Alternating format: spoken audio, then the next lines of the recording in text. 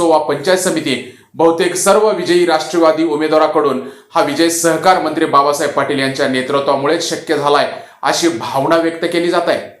हेच त्यांच्या कामाची पावती, सांभाळलेल्या भूमिकेची आणि जनतेशी असलेल्या नात्याची खरी पावती मानली जात आहे। या पार्श्वभूमीवर सर्व विजयी उमेदवारांनी नेमकं काय सांगितलं, विजयाचं श्रेय कोणाला दिलं आणि पुढील काळात जनतेसाठी काय भूमिका घेणार असल्याचं म्हटलंय, तेच आता आपण थेट त्यांच्या बाईटमधून पाहणार आहोत। चला तर सविस्तर पाहू। जिल्हा परिषद पंचायत समितीच्या निवडणुका झाल्या, निवडणुकीचे निकाल आपल्या हाती आलेले आहेत आणि निकाल आमचा जो विजय आहे तो खरा विजय, जनतेचा विजय आहे।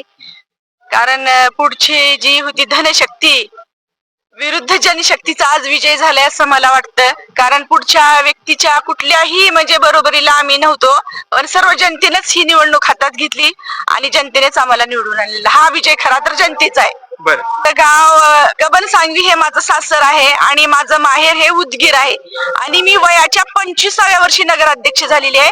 माझं लग्न होऊन फक्त 2 वर्ष झालेले होते, त्याच्यामुळे माहेरातून मी त्यावेळेस नगराध्यक्ष झालेली होती।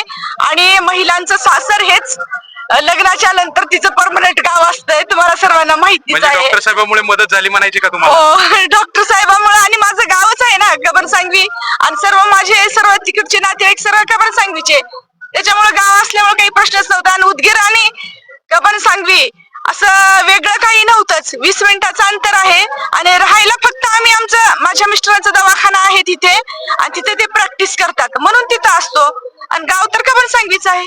सहकार मंत्र्याचे आभार मानाल का? खरं तर आज सहकार मंत्र्यांनी आपल्याला खूप मोठ्या प्रमाणात सामान्य कार्यकर्त्यांना पुढे घेऊन आले। मी त्यांचे अंतःकरणापासून आणि शतशः आभार मानते की त्यांनी माझ्यासारख्या सामान्य कार्यकर्तीला या भागामध्ये आणून तिकीट दिलं आणि खरा विजय तर त्यांचा आहे, त्यांच्या विचारांचा आहे। एका सामान्य कार्यकर्तीला एका धनशक्तीच्या पुढे त्यांनी विचार केला की खरोखरच एक सामान्य स्त्री त्यांच्या समोर निवडून येऊ शकते आणि त्यांनी माझ्यावर जो विश्वास दाखवला त्याबद्दल मी शतशः त्यांचे आभारी आहे। माझ्या मतदारसंघातील जनतेचे, मतदाराचे जाहीर आभार मानतो की त्यांनी ही निवडणूक स्वतः हातात घेऊन तालुक्याला सुद्धा आश्चर्यचकित करणारा हा निकाल दिलेला आहे।